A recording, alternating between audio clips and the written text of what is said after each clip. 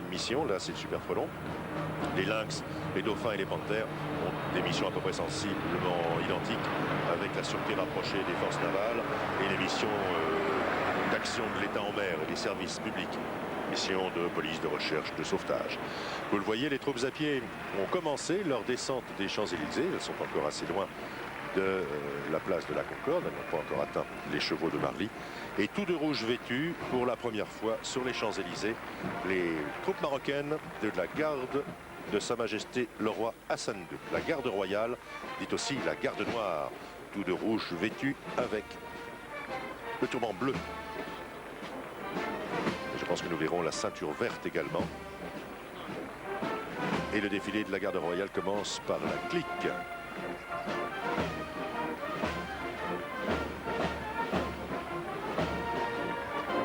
Nous allons avoir l'occasion de les découvrir plus précisément, mais je ne dirai rien à partir du moment où ils approchent de la tribune officielle, car les soldats de la garde du roi font eux-mêmes un peu la sonorisation de leur défilé. Ils sont 500 aujourd'hui sur les Champs-Élysées. 500 sur un effectif global d'environ 3000 hommes.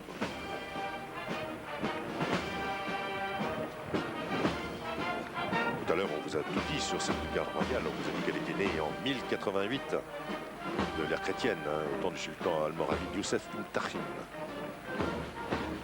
Et cette garde a survécu au siècle. C'est probablement l'une des plus vieilles troupes du monde. Vieille par le passé, mais jeune et extrêmement dynamique dans l'armée marocaine.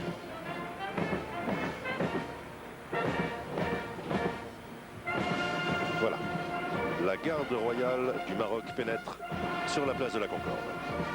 Le président de la République, le roi du Maroc, tous les membres du gouvernement et toutes les tribunes sont debout.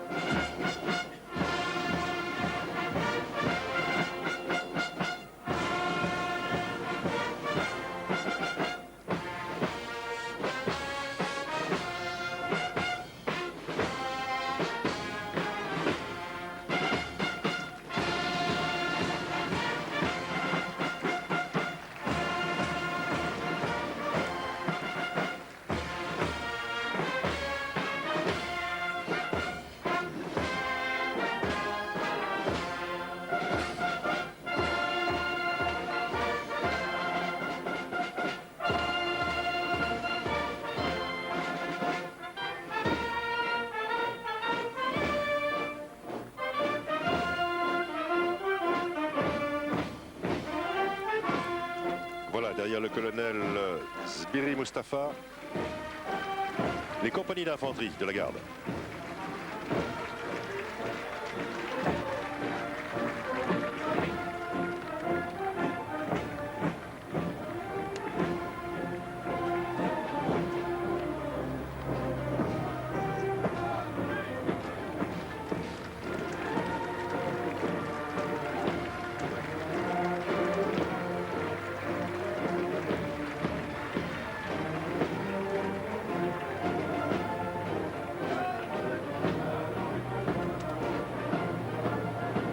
Et en passant, vous entendez les soldats qui crient. Et je peux vous dire ce qu'ils crient.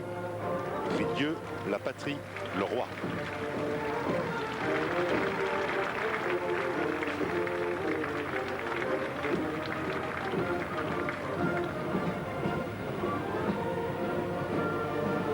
Le souverain chérifien qui regarde passer sa garde.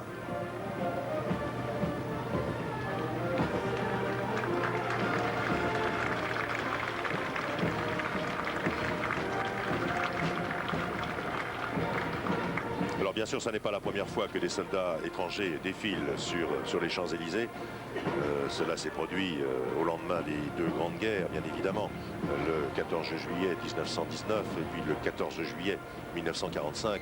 des soldats appartenant à des armées étrangères ont défilé.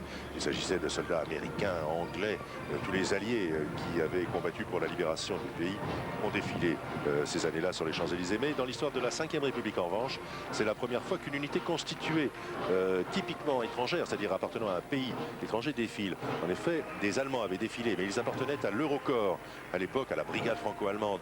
Donc on pouvait dire qu'ils défilaient à côté de leurs camarades français. Ils n'étaient pas là vraiment en tant qu'armée allemande, mais en tant qu'armée prémisse de l'armée européenne.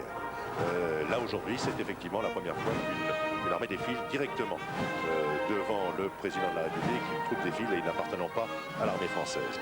C'est d'ailleurs une des raisons pour lesquelles vous n'avez pas vu le général gouverneur militaire de Paris, vous n'avez pas vu non plus le général qui commande le défilé aujourd'hui devant, c'est-à-dire le général Henri de Broissia. Vous n'avez pas vu devant la garde royale. Le général de Broissia arrive maintenant sur son véhicule de commandement, il suit la garde. La garde était avec sa musique, son drapeau et ses compagnies d'infanterie, mais n'étant pas sous l'ordre d'un général français, n'appartenant pas à l'armée française, ça n'est pas le général commandant le défilé qui était devant la garde royale.